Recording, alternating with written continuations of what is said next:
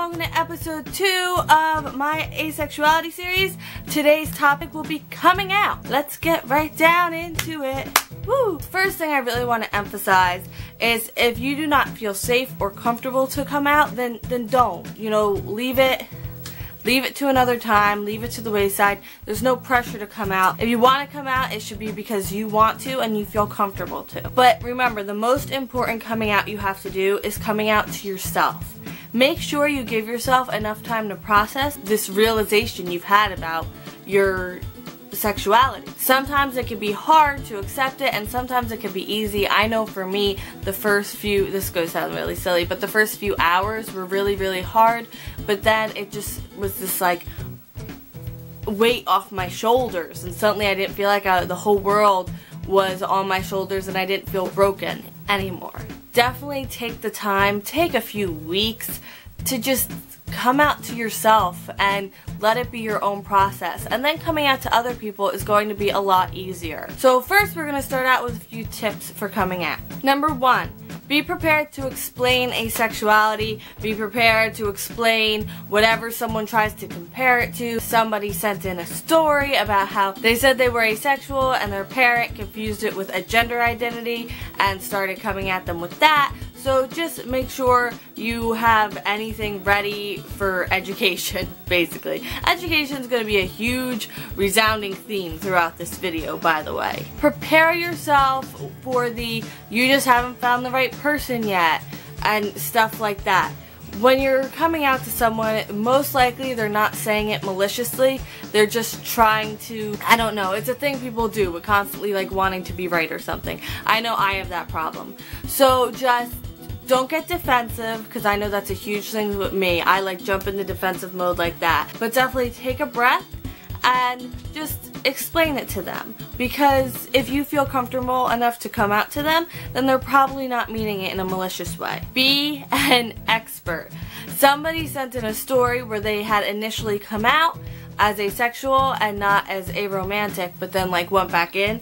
But the first time they had explained it, they were incoherent and they didn't explain it right, and they're still trying to repair the damage from that mistake. So definitely, if you're going to come out, make sure you definitely know 100% how you're going to tell what you're going to tell, because I know for me, sometimes my words get mangled and I say stuff that then it gets misconstrued another way.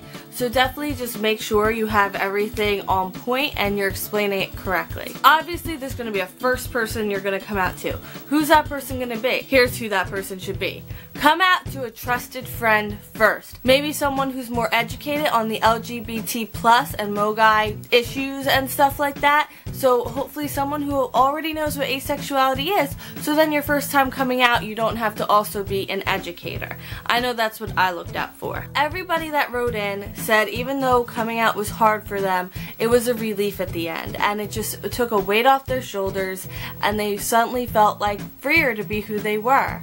And definitely, if you're thinking of coming out and you know you have a safe, comfortable place to come out, that will most likely be your ending too. And sometimes with coming out asexual, it's an ongoing thing. Maybe a few weeks later you'll get another question, a few weeks later you might get another question, and a few weeks later you might get another question.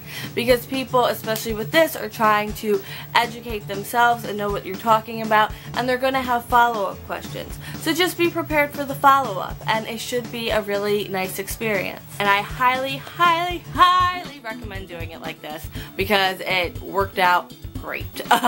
So first I did come out to one of my trusted friends who is in the LGBT plus community, so I didn't have to be a teacher my first time around. She got it, and like then we went and saw The Secret Life of Walter Mitty, and it was great. And somebody put in a question, how to come out to family who may not understand.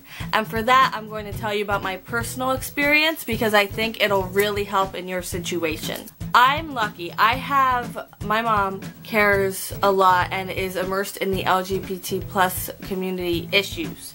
Alright, she's well versed and she cares. So I brought up the plus part of LGBT plus. and brought up an issue that affects asexuals where the A is being overtaken for ally. And I told her that, and I was like, don't you think that's ridiculous that, you know, not a lot of people know about asexuality, and then to have it being erased within its own community. And she agreed with me, and I told her what asexuality was then. I guess this is a step that you don't take exactly, but then we went yarn shopping and I bought all the colors for the flag and I showed her the flag, and this was way before I came out. And then a few weeks later, after I already made all my accessories and had talked to her even more about issues for the asexual community, then I finally came out to her. It just made it really easy because she didn't have to ask me questions because I already told her, and I know for me, defensive is a very easy place for me to get. So I didn't get defensive or anything because when we were having the conversations before about asexuality, she didn't know it affected me directly. So I didn't feel like personally attacked, even though it wouldn't have been a personal attack. That's my personal main tip is whoever you're going to come out to, whether it be family or friends as a whole, talk to them and educate them about asexuality before you come out, like maybe a few days or weeks before you come out, because then it's going to make the whole coming out process a lot easier. Thank you everyone who wrote in their experiences. It really helped.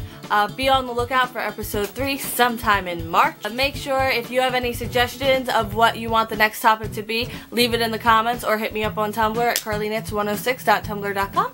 And I will see you in March for more of the Asexuality series. I hope you have a great day. Bye!